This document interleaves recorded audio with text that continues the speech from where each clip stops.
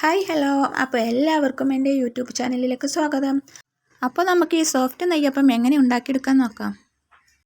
അതിനായി ഇവിടെ അരി കുതിർത്തി വെച്ചിട്ടുണ്ട്. ഏകദേശം 3 മണിക്കൂറൊക്കെയായി അരി കുതിർത്തി വെച്ചിട്ട്. ഇനി നമുക്കതിലേക്കുള്ള ശർക്കരപ്പാനി റെഡിയാക്കാം. ഇതിലേക്ക് തന്നെ നമുക്ക് കുറച്ച് ജീരകം ചേർത്ത് കൊടുക്കാം. ഇങ്ങനെ ചേർക്കുമ്പോൾ നല്ല സ്മെല്ല് കിട്ടാനും ജീരകമൊക്കെ ഒന്ന് വെന്ത് നെയ്യപ്പം കടിക്കുമ്പോൾ നല്ല ടേസ്റ്റ് തോന്നിയിട്ടുണ്ട്. അപ്പോൾ ശർക്കര ഉരുക്കി വരുമ്പോഴേക്കും നമുക്ക് അരി അരച്ചെടുക്കാം. അപ്പോൾ മിക്സിയുടെ ജാറിലേക്ക് അരി ഇട്ട് കൊടുത്തിട്ടുണ്ട്. അതിലേക്ക് ഒരു പഴം കൂടി ചേർക്കാം. അത് അരച്ചെടുത്തു. ഇനി കുറച്ചും കൂടി അരിയുണ്ട്, അതും കൂടി നമുക്ക് മിക്സിയുടെ ജാറിലേക്ക് ഇട്ട് കൊടുത്ത് കുറച്ച് ചോറും കുറച്ച് ഏലക്കായും കൂടി ഇട്ട് കൊടുക്കാം. അപ്പോൾ നല്ല ശർക്കര ആയതുകൊണ്ട് തന്നെ അരിക്കാനൊന്നും നിൽക്കുന്നില്ല. അതുകൊണ്ടാണ് ഞാൻ ജീരകം അതിലേക്ക് ഇട്ട് കൊടുത്തത്. വേസ്റ്റ് ഒന്നും ഇല്ലാത്ത നല്ല ശർക്കരയാണ്. അപ്പോൾ ആ ശർക്കര പാനി ചൂടോടെ തന്നെ നമ്മൾ മാവിലേക്ക് ഒഴിച്ച് കൊടുത്തിട്ടുണ്ട്.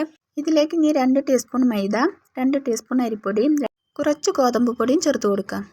ഇനി ഇത് നന്നായി മിക്സ് ചെയ്തെടുത്ത് അതിൻ്റെ കട്ടയൊക്കെ ഒന്ന് ഉടഞ്ഞ് കിട്ടാൻ വേണ്ടിയിട്ട് നമ്മൾ വീണ്ടും മിക്സിയുടെ ജാറിലിട്ട് ഒന്ന് അരച്ചെടുത്തിട്ടുണ്ട്. അതിലേക്ക് നമുക്ക് കുറച്ച് റവ കൂടി ചേർത്ത് കൊടുക്കാം, കുറച്ച് അപ്പസോഡ കൂടി ചേർത്ത് കൊടുക്കാം. ഇനി ഇത് നല്ലോണം മിക്സ് ചെയ്തെടുത്തിട്ട് നമുക്ക് കുറച്ച് ടൈം ഈ മാവ് റെസ്റ്റ് ചെയ്യാൻ വെക്കാം. അപ്പോൾ മാവ് റെസ്റ്റിൽ വെച്ച് 2 മണിക്കൂർ കഴിഞ്ഞു. ഇനി അതിലേക്കുള്ള തേങ്ങ കുറച്ച് നെയ്യിൽ വറുത്തെടുത്ത് അതും കൂടി അതിലേക്ക് ഒഴിച്ച് കൊടുക്കാം. ഇനി നല്ലോണം മിക്സ് ചെയ്ത് അതിലേക്ക് കുറച്ച് ഉപ്പും കൂടി ചേർത്ത് കൊടുക്കാം. നമുക്കൊരു ചട്ടി അടുപ്പത്ത് വെച്ച് അതിലേക്ക് ഓയിൽ ഒഴിച്ച് കൊടുക്കാം.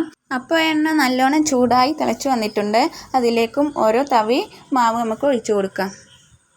അപ്പോൾ നെയ്യപ്പം നന്നായി പൊന്തി വന്നിട്ടുണ്ട്.